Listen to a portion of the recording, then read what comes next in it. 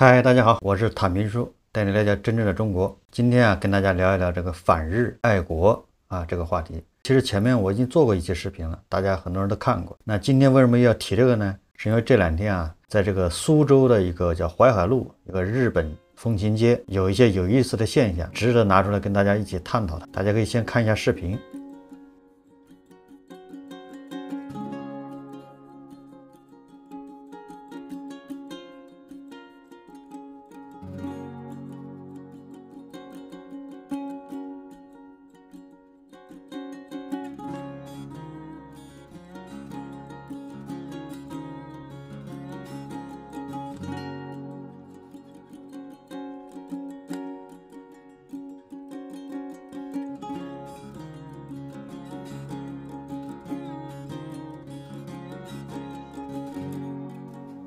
这个非常热闹而且这个视频是在9·18期间拍的。那么这使我想到前不久应该8月底9月初，那么大连日本风情街它的下场和待遇可不是这样的，大家可以看看视频。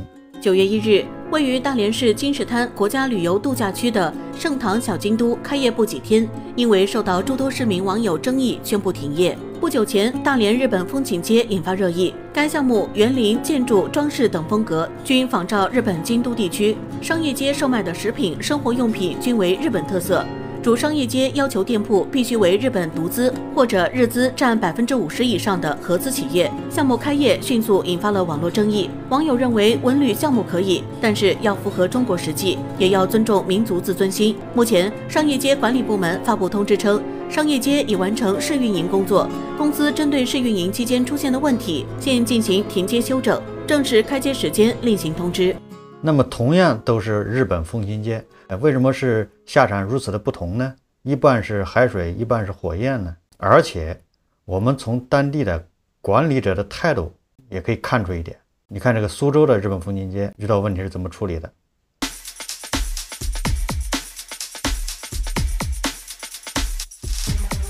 我只是跟你在沟通这个事情，不是沟通，我不接受。因为我们你是在沟通，我不接受。居民是小区的对吧？那我影响到小区居民了吗？我问你，影响了吗？没有影响到。我是站在他们的角度，可能是这样的一个猜想因为大家可能都拍了，然后那是你猜想，你听我讲，民众来评论你，那凭什么我们穿这衣服就被美女，你听我讲完，美女，你听我讲。不用拍吧？你挺好看的，那没有什么呀？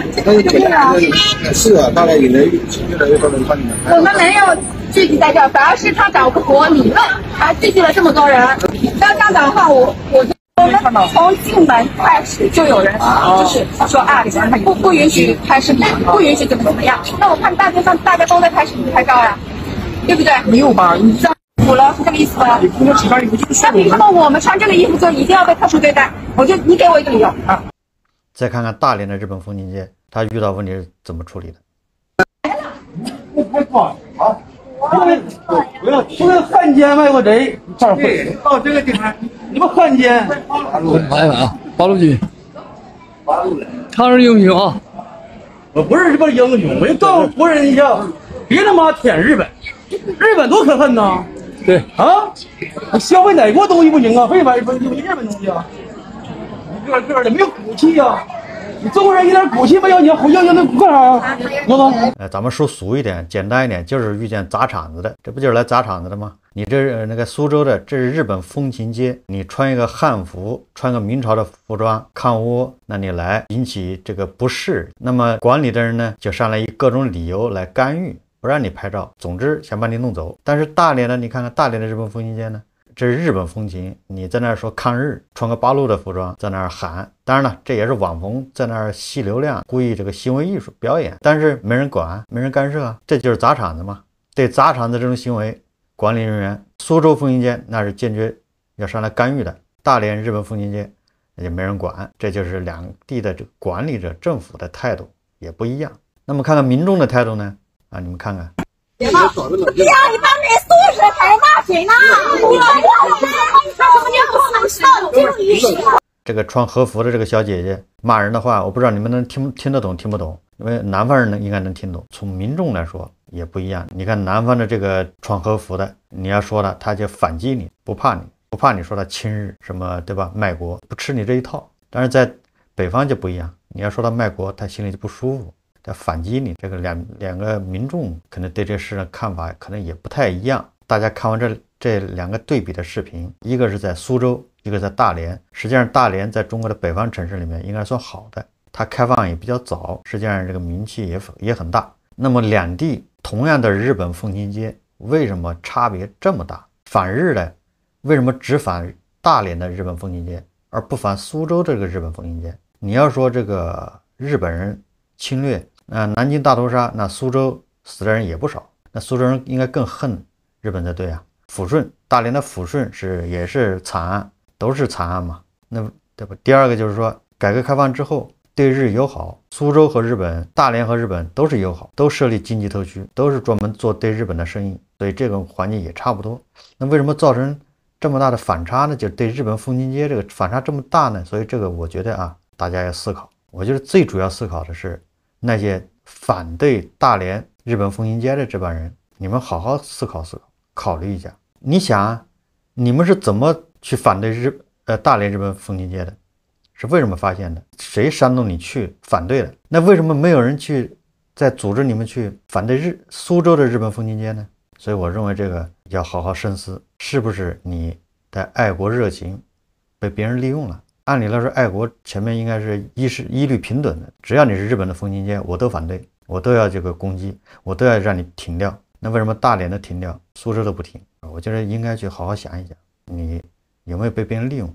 我一直强调爱国这是合理的，你仇视日本、仇视美国、仇视英国、仇视法国，这都是合理的正常情感。你这是你个人的事儿，你喜欢美国、喜欢日本也是你个人的事儿，你只要不妨碍别人没有问题。然后你也不能强迫别人跟你一样，你喜欢别人觉得喜欢，你恨别人觉得恨，这也不对，这是个人的事情。但是呢，你要注意你的情绪，你在法律的框架下表达或者叫发泄吧，但是你不能越过法律的这个底线。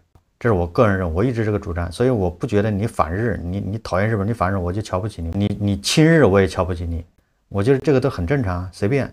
那我结合我个人的一些亲身经历，我来谈一谈这个爱国这些行为，大家可以听一听，可以留言，好吧？我所经历的几次爱国行动啊，说实话我经历的，但是我都没有参与。第一次就是大概是99年吧，应该是啊，或者98年底，我都记不清了。我在钢厂上班呢，那是正好什么南联盟什么大使馆被美国炸了吧？炸完之后啊，那个时候啊，不像现在手机什么互联网资讯这么发达，那个时候什么消息都是第二天才知道，当天电视也不报道，你什么都不知道，只有看电视和看报纸。很多人都是看报纸，我们都是第二天才知道，好像是第3天、第4天组织就是游行通知我，有朋友通知，哎，走，咱们正好是个周六还是周日啊？周六。说走，咱们游行去。我说游啥行呢？反美，还把我们大使馆炸了。哎，我说我不去，我就不想去凑这热闹。好，他们去了，说他们好几百人吧，上千人，主要的几个干道吧都走到了，拉着横幅喊口号啊，旁边还有警察维护秩序。走，好，他们上午好像9点多搞的吧，走完了之后，中午他们好像指定到一个大学去吃饭，吃午饭，免费的啊。你看，爱国有人管你饭，所以我就觉得我幸好没去。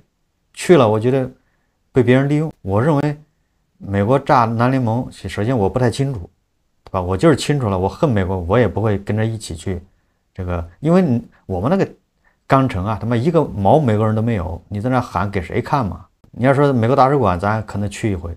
在那个地方，你说喊，对吧？表达自己的愤怒。那时候那个大街也还没美国车呢，因为跟美国就是基本上找不到跟美国有什么有关的东西，你在那反什么呢？所以我就不理解，你知道吧？我就不参与，这是第一次。后面还经历过一次呢，应该是13年还是什么事，这个我日期的我记不清楚啊，好像是钓鱼岛的时候吧，反日，对不对？那一次是在北京，我们好像有同事参与，但是我不去，我理由是一样的，反正我是不会去的。我也听他们说，回来的时候说啊，这个鸡蛋、西红柿都是有人给准备好了，整筐的，你不要自己带，不允许自己带东西，只能使用指定的鸡蛋和西红柿。哎，我觉得也很有意思啊，这个非常有意思。你说你爱国，你还得按指定方式去爱，连使用的鸡蛋都得指定，那你有什么爱的吗？所以我也没去啊，应该是17年啊，因为特殊业务原因接触了一些公关公司，那么像他们要策划一个像大连风情街这样的一个舆论，当时报价就是80万人民币，他们自己有大量的水军账号，然后他们会控制着微博，那个时候是什么短视频叫什么快手什么，反正都是各个媒体账号他都有，对吧？他自己有水军先来一波，然后他再请一些所谓的大 V 名人，给个1万块钱，他就给你发，让他去发，他就请个10几个大 V 形成个舆论，第一波，然后再请个更厉害大 V 第二波，然后他3波一上，反正他有个路数的，舆论就起来了。人家是专门收钱干这个的。我不知道这次大连这个风情街是不是有人在背后这么操作，是不是这个投资人大连日本风情街的老板得罪谁了，被人利用了，被人搞了一下，还是怎么回事？这个我不清楚，我没去调查。但是我可以肯定的是，大连这个是有人组织的，利用了一把爱国青年啊。所以说我们的爱国青年爱国没什么问题，但是你每次爱国都被别人利用，你还不思考一下吗？不应该三思一下吗？难道你们的爱国就这么廉价吗？好，今天的节目就做到这里，感谢大家收看。如果喜欢我的节目，欢迎订阅、转发，也可以在下方留言评论，谢谢。